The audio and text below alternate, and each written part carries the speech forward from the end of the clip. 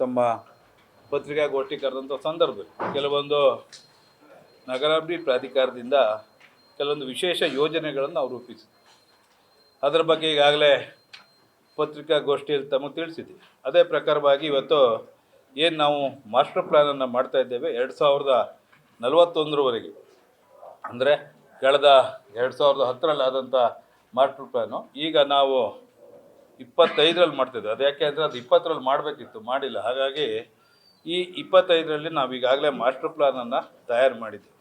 Master ಪ್ಲ್ಯಾನ್ನ first ತಯಾರು ಮಾಡಿರ್ತಕ್ಕಂಥವ್ರು ಅಮೃತ್ ಯೋಜನೆಯಿಂದ ನಿಯೋಜನೆ ಪಟ್ಟಂತಹ ಅಧಿಕಾರಿಗಳು ಅದನ್ನು ಮಾಸ್ಟರ್ ಪ್ಲ್ಯಾನ್ನ ಮಾಡಿದ್ದಾರೆ. ಆದರೆ ನಾವು ಇವತ್ತು ನಗರ ಪ್ರಾಧಿಕಾರದಲ್ಲಿ ಶಿವಮೊಗ್ಗ ಮತ್ತು ಭದ್ರಾವತಿಗೆ ಯಾವ ರೀತಿ ಸವಲತ್ತುಗಳು ಬೇಕು ಮತ್ತು ನಮಗೆ ರಸ್ತೆ ವ್ಯವಸ್ಥೆ ಇರ್ಬೋದು, ಹಾಸ್ಪಿಟ್ಲ್ ವ್ಯವಸ್ಥೆ ಇರ್ಬೋದು, ಸಾರ್ವಜನಿಕವಾಗಿ ಶಿಕ್ಷಣ ವ್ಯವಸ್ಥೆಗೆ ಮತ್ತು ಟ್ರಕ್ ಟರ್ಮಿನಲ್ ವಾಹನಗಳ ನಿಲುಗಡೆಗೆ ಮತ್ತು ವೆಟರ್ನರಿ ಹಾಸ್ಪಿಟ್ಲ್ಗಳು, ಅಂಗನವಾಡಿಗಳು ಇವಕ್ಕೆಲ್ಲವೂ ಕೂಡ ನಾವು ಸುಮಾರು 4 ದಿಕ್ಕಿನಲ್ಲೂ ಕೂಡ ನಾವು ಮುಂದಿನ 2041ರವರೆಗೆ ಏನು ಜನಸಂಖ್ಯೆ ಆಧಾರದ ಮೇಲೆ ನಾವು ಮಾಸ್ಟರ್ ಪ್ಲ್ಯಾನ್ ಮಾಡಬೇಕು, ಅದನ್ನು ಈಗಾಗಲೇ ನಾವು ತಯಾರು ಮಾಡಿದ್ದೇವೆ. 4 ದಿಕ್ಕಿನಲ್ಲೂ ಕೂಡ ಹಾಸ್ಪಿಟ್ಲ್ ಇರ್ಬೋದು, ಶಿಕ್ಷಣ ಸಂಸ್ಥೆಗಳಿಗಿರ್ಬೋದು ಮತ್ತು ಬೇರೆ ಬೇರೆ ವಿಚಾರಗಳಿಗೆ ಈಗಾಗಲೇ ಸಾರ್ವಜನಿಕವಾಗಿ ಆ ಜಾಗವನ್ನು ಗುರುತು ಮಾಡಿ ಅದನ್ನು ರಿಸರ್ವ್ ಮಾಡ್ತಕ್ಕಂಥ ಕೆಲಸವನ್ನು ನಾವು ಈಗಾಗಲೇ ಮಾಸ್ಟರ್ ಪ್ಲ್ಯಾನಲ್ಲಿ ಮಾಡಿದ್ದೇವೆ. ಅದೇ ರೀತಿಯಾಗಿ ಈಗಾಗಲೇ 200 ಅಡಿ ರಸ್ತೆ ಏನು ರಿಂಗ್ ರೋಡ್ ಹಿಂದೆ ಮಾಸ್ಟರ್ ಪ್ಲ್ಯಾನ್ ಮಾಡಿದ್ರು ಅದನ್ನು ಯಥಾವತ್ತಾಗಿ ನಾವು ಅದನ್ನು ಕಂಟಿನ್ಯೂ ಮಾಡಿದ್ದೀವಿ. ಯಾಕೆ ಅಂತ ಹೇಳಿದ್ರೆ ಈಗಾಗಲೇ ಹೈವೇ ಬಂದಿರೋದ್ರಿಂದ ಕೆಲವೊಂದು ಕಡೆ ಅದು ಓವರ್ಲ್ಯಾಪ್ ಆಗ್ತಾಯಿತ್ತು. ಅದನ್ನು ನಾವು ಇನ್ನೂ ಅದು ಅಪ್ರೂವಲ್ ಆಗದೇ ಇರೋದ್ರಿಂದ ಸಾರ್ವಜನಿಕವಾಗಿ ನಗರ ಪ್ರಾಧಿಕಾರದಲ್ಲಿ ಈಗಾಗಲೇ ಭಾಳಷ್ಟು ನಿವೇಶನಗಳು, ಲೇಔಟ್ಗಳು ಈಗಾಗಲೇ ಆಗಿರೋದ್ರಿಂದ ಅದು ರೆಸಿಡೆನ್ಷಿಯಲ್ ರೋಡಾಗಿ ಅದನ್ನು 200 ಅಡಿ ರಸ್ತೆಯನ್ನು ನಾವು ಯಥಾವತ್ತಾಗಿ ಉಳಿಸ್ಕೊಂಡು ಕೆಲವೊಂದು ಕಡೆ ಎಲ್ಲಿ ಮಾಸ್ಟರ್ ಪ್ಲ್ಯಾನ್ದಲ್ಲಿ ಹಿಂದೆ ಲೋಪದೋಷಗಳಾಯಿತು ಅದನ್ನು ಕೂಡ ಸರಿಪಡಿಸ್ತಕ್ಕಂಥ ಕೆಲಸ ಮತ್ತು ZRನ ಈಗಾಗಲೇ ರೆಡಿ ಮಾಡಿ ನಾವು ಸರ್ಕಾರಕ್ಕೆ ಸಲ್ಲಿಸಿದ್ದೇವೆ. ಈಗಾಗಲೇ ಸರ್ಕಾರದಿಂದ ಇನ್ನೊಂದು 10-12 ದಿನದಲ್ಲಿ ಅದನ್ನು ಡ್ರಾಫ್ಟ್ ಪ್ಲ್ಯಾನನ್ನು ಅಪ್ರೂವಲ್ ಮಾಡಿ ನಮಗೆ ಅಬ್ಜೆಕ್ಷನ್ ಕಾಲ್ ಫಾರಿಗೆ ಅವಕಾಶ ಕೊಡ್ತಾರೆ.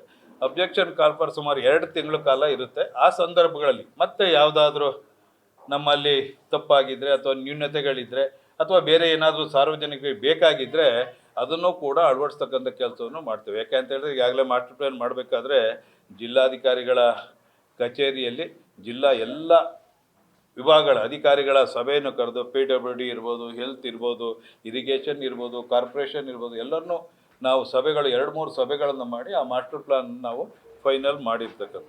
ಅದಾದ ನಂತರದಲ್ಲಿ ಈಗಾಗಲೇ ತಮಗೆ ನಾನು ಹೇಳಿದ್ದೆ, ಗೋಪಿಚೆಟ್ಟಿಕೊಪ್ಪದಲ್ಲಿ ಸುಮಾರು 104 ಎಕರೆ 4-1 ಆಗಿತ್ತು. ಅದನ್ನು ಕೈ ಬಿಡಬೇಕು ಅಂತ ರೈತರುಗಳು ಭಾಳಷ್ಟು ನಮ್ಮ ಹತ್ರ ಒತ್ತಡವನ್ನು ಹಾಕಿದ್ರು, ಹೋರಾಟಗಳನ್ನು ಮಾಡಿದ್ರು.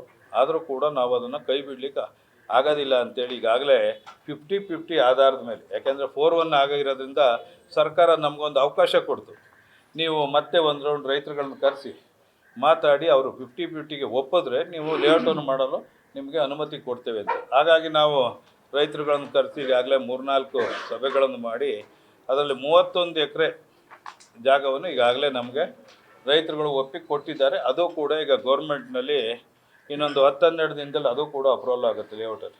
ಯಾಕೆಂದರೆ ಈಗಾಗಲೇ ಪ್ಲ್ಯಾನಿಂಗ್ ಸೆಕ್ಷನಿಂದ ಶ್ಯಾಂಕ್ಷನ್ ಆಗಿ ಗೌರ್ಮೆಂಟಿಗೆ ಬಂದರೆ ಅದೀಗ ಗೌರ್ಮೆಂಟಲ್ಲಿ ಶ್ಯಾಂಕ್ಷನ್ ಆಗಿ ಮಂತ್ರಿಗಳಿಗೆ ಹೋಗಿ ಬರುತ್ತದೆ.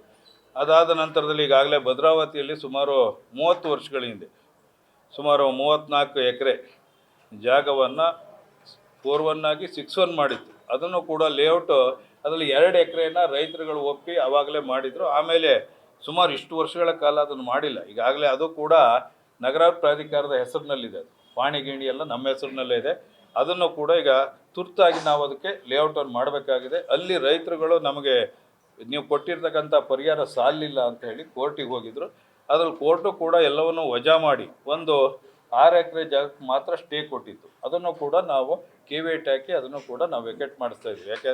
ಹಾಗಾಗಿ ಅದು ಕೂಡ ಈಗ ಒಂದು ಪ್ರಗತಿ ಹಂತದಲ್ಲಿದೆ. ಅದಾದ ಮೇಲೆ ಈಗಾಗಲೇ ನಿಧಿಗೆಯಲ್ಲಿ ನಮ್ಮ ಏನು ಪಾಲಿಟೆಕ್ನಿಕ್ ಹತ್ರ ಇರ್ತಕ್ಕಂಥ ಜಾಗವನ್ನು ನಾವು ಜುಡಿಷಿಯಲ್ ಕೋರ್ಟ್ನವ್ರಿಗೆ ಕೊಟ್ಟಿದ್ದು, ಅದಕ್ಕೆ ಅನುಗುಣವಾಗಿ ನಮಗೆ ಅವರು 3 ಎಕರೆ ಜಾಗವನ್ನು ನಿಧಿಗೆಯಲ್ಲಿ ಕೊಟ್ಟಿದ್ದರು. ಅದು ಕೂಡ ಈಗ ಲೇಔಟಿಗೆ ರೆಡಿಯಾಗಿ ಈಗ ಅನುಮೋದನೆಗೆ ಹೋಗಿದೆ. ಅದು ಕೂಡ ಇನ್ನು 15-20 ದಿನ ಅಂದರೆ ಈ ತಿಂಗಳಲ್ಲೇ ಅದು ಕೂಡ ಅಪ್ರೂವಲ್ ಆಗುತ್ತೆ.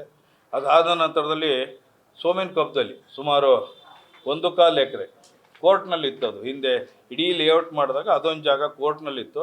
ಅದು ಕೂಡ ಇವತ್ತು ನಮ್ಮಂತೆ ಆಗಿ ಅದನ್ನು ಕೂಡ ನಾವು ಈಗ ಲೇಔಟ್ ಮಾಡಲಿಕ್ಕೆ ಎತ್ಕೊಂಡಿದ್ದೀವಿ. ಅವೆಲ್ಲವೂ ಕೂಡ ನಿವೇಶನ ಮಾಡಿ ಜನಗಳಿಗೆ ಹಂಚತಕ್ಕಂಥ ಕೆಲಸವನ್ನು ನಾವು ಮಾಡಬೇಕಾಗಿದೆ.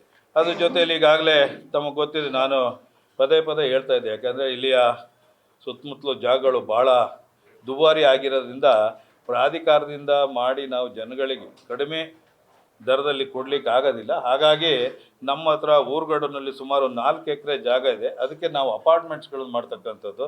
ಸುಮಾರು ಅದೇ ರೀತಿಯಾಗಿ ಸೋಮಿನ ಕೊಪ್ಪದಲ್ಲೂ ಕೂಡ ಅಪಾರ್ಟ್ಮೆಂಟ್ಸ್ಗಳಿಗೆ 1.5 ಎಕರೆ ಜಾಗವನ್ನು 1 ಎಕರೆ 20 ಗುಂಟೆ ಜಾಗವನ್ನು ಇಟ್ಟಿದ್ದೀವಿ ನಾವು.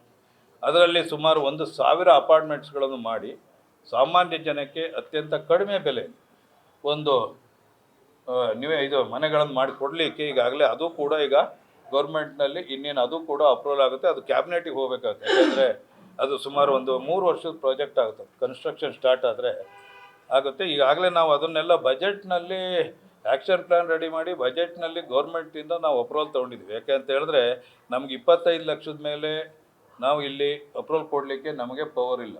ನಮ್ಮ ಬಾಡಿಗೆ ಇರ್ತಕ್ಕಂಥದ್ದು ಬರೀ 25 ಲಕ್ಷ. ಅದು ಬಿಟ್ಟರೆ ಉಳಿದವೆಲ್ಲವೂ ಕೂಡ ನಾವು ಸರ್ಕಾರದಿಂದ ಅದನ್ನು ಅನುಮತಿ ತಗೊಳ್ಬೇಕಾಗುತ್ತೆ, ಅನುಮೋದನೆ ತಗೊಳ್ಬೇಕಾಗುತ್ತೆ. ಹಾಗಾಗಿ ಅದು ಈಗ ಕ್ಯಾಬಿನೆಟಿಗೆ ಹೋಗಿ ಬರ್ತದೆ. ಅದು ಕೂಡ ಇನ್ನು 1-1.5 ತಿಂಗಳಲ್ಲಿ ಅದು ಕೂಡ ಟೆಂಡರ್ ಪ್ರೋಸೆಸ್ ಆಗ್ತದೆ.